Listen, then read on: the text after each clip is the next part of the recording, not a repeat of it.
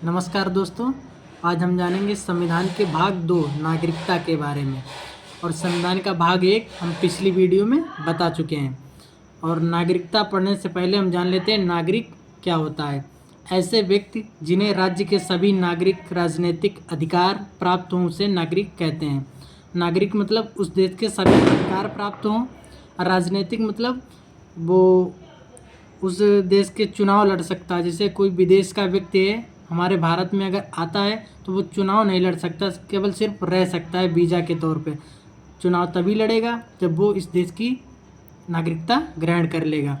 अब जानते हैं कानूनी दर्जे के आधार पर व्यक्ति के प्रकार कितने हैं। तो वो 4 प्रकार हैं। पहला हम देखते हैं नागरिक है, दूसरा है विदेशी, और तीसरा राज्य विहीन, और चौथा है शरणार्थी।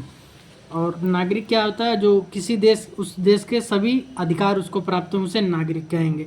विदेशी मतलब जो विदेश में ही रहता है। राज्य विहीन, इसका स्टेटलेस, जिनका कोई राज्य ना हो, कोई देश शरण ना दे। और चौथा है शरणार्थी यानी रिफ्यूजी, जब कोई देश किसी दूसरे देश के लोगों को शरण देते हैं तो उस देश के लिए वो लोग शरणार्थी कहलाते हैं। जैसे कोई बांग्लादेश का व्यक्ति है, बहुत सारे व्यक्ति हैं, अगर वो भारत में आते हैं, अगर उनको भारत शरण देता है तो वो भारत के लिए रिफ्यूजी यानी शरणार्थी लोग कहलाएंगे। और भारतीय नागरिकता का जो स्वरूप है हमारे यहाँ, वो एकल नागरिकता है। जैसे कि हम लोग सिर्फ भारत के नागरिक हैं, ना कि कोई जैसे यूपी में रहता है, कोई राजस्थान, कोई बिहार में रहता है तो वो राजस्थान बिहार का नागरिक नहीं है, सिर्फ वो भारत का है। पर अमेरिका में ऐसा नहीं है। अमेरिका में द्वितीय नागरिकता है। जैसे कोई अगर स्टेट है अमेरिका का कोई, ठीक है, तो वो उस स्टेट का भी नागरिक होगा और वो अमेरिका का भी नागरिक होगा। तो हम जान लेते हैं अनुच्छेद 5, 6, 7, 8 और 9 तात्कालिक संबंधों के बारे में बात करते हैं। और आर्टिकल 5 ये कहता है, आर्टिकल 5 कहता है कि आज 26 जनवरी 1950, क्योंकि 26 जनवरी को हमारा संविधान लागू हुआ था, 50 को भारत का नागरिक कौन हो गया। उनकी शर्तें 4 बताई गई हैं।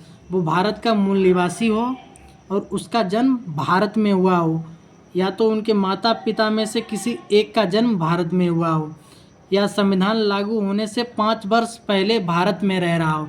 यानी 1950 में हमारा संविधान लागू हो तो उसके 5 वर्ष पहले से वो भारत में रह रहा हो। और हमारा आर्टिकल 6 कहता है कि भारत पाकिस्तान से भारत आए लोगों की नागरिकता, यानी जो हमारा देश जब आज़ाद हुआ था तो कुछ लोग पाकिस्तान में चले गए थे, कुछ हमारे भारत में ही रह गए थे। तो पाकिस्तान से भारत आए लोगों की नागरिकता, इसमें कुछ शर्तें डेट दी गई हैं। 19 जुलाई 1948 से पहले जो लोग भारत आ गए हैं मतलब पाकिस्तान से, तो वो भारत का नागरिक होगा।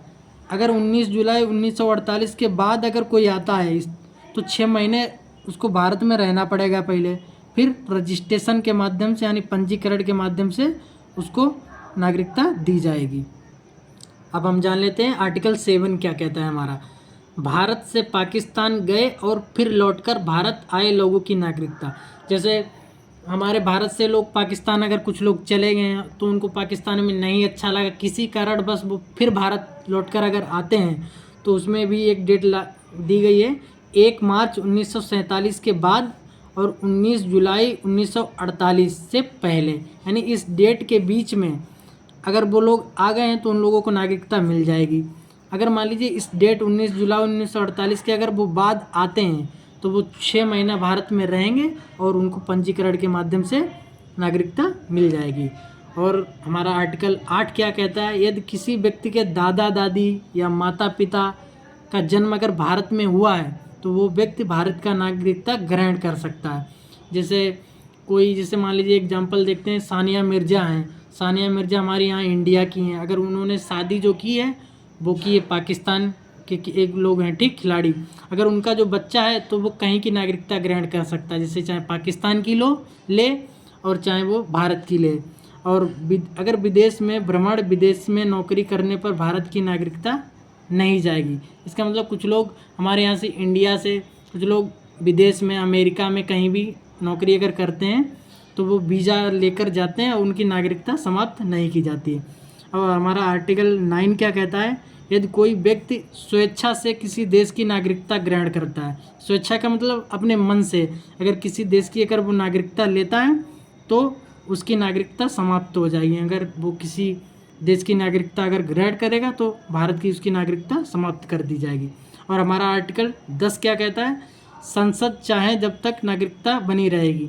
मतलब अगर जब तक तुम कोई देश विरोधी कार्य अगर नहीं करोगे तो हमारी नागरिकता बनी रहेगी। अगर कोई देश विरोधी अगर कार्य अगर हम लोग करते हैं तो संसद नागरिकता समाप्त कर सकती है, ये पावर संसद के पास है। और आर्टिकल हमारा 11 कहता है कि नागरिकता के संबंध में नियम बनाने की शक्ति, जो नागरिकता संबंधी जैसे हमारे जो नियम बनते हैं तो वो शक्ति संसद के गृह मंत्रालय के पास है। और हम आगे हम जानेंगे वो नियम कौन कौन से अब तक हमारे बन चुके हैं, वो अगली वीडियो में हम जानेंगे। धन्यवाद।